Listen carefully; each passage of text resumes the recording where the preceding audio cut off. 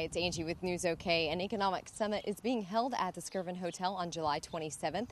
It's bringing together some high-profile speakers and some business leaders from around the state, all for the purpose of early childhood development, which is so important for the future of our state. Here's more.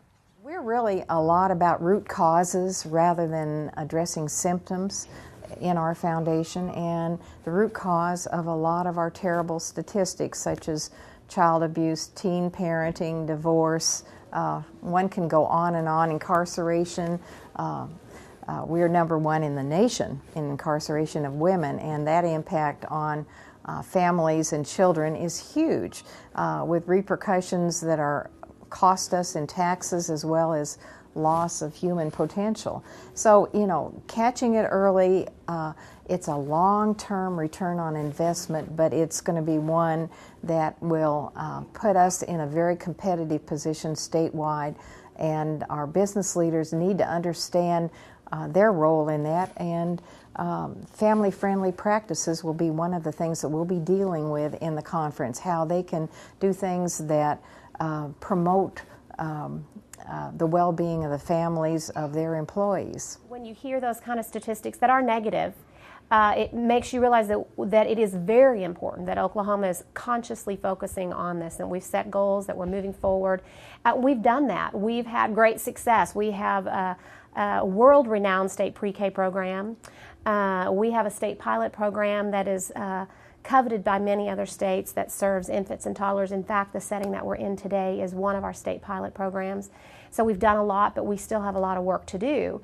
And it is those statistics that really drive our efforts and keep us focused on serving the children in our state. Something like 85% of the brain is developed the first 2 years of life, and so if you get the right start, you have more of a level playing field later on, readiness for school, preparedness to succeed in the workforce later, and that's really important to the economic development of our state. The Potts Family Foundation and our organization visited last fall about the opportunity to do this together, and along the way we've brought along some other wonderful partners. And for us, this is just about how important the first few years of life are, and the sound investment that it is to invest in those years. I think oftentimes we find that it's real easy to buy into the end years of the spectrum in college and high school, and but these are the most important years, particularly in developing a future workforce. I was a kindergarten teacher, and one of the frustrations that I had as a kindergarten teacher, even they're just 5, when they come to you, they're 5 years old, there were kids that I knew, it didn't matter what I did or how hard I worked, I could not change what had happened the first 5 years. One of the other things that's really one of our key focus areas is that we believe that families are the most important resource a child has. And so part of our efforts and many of our partners' efforts is to strengthen families.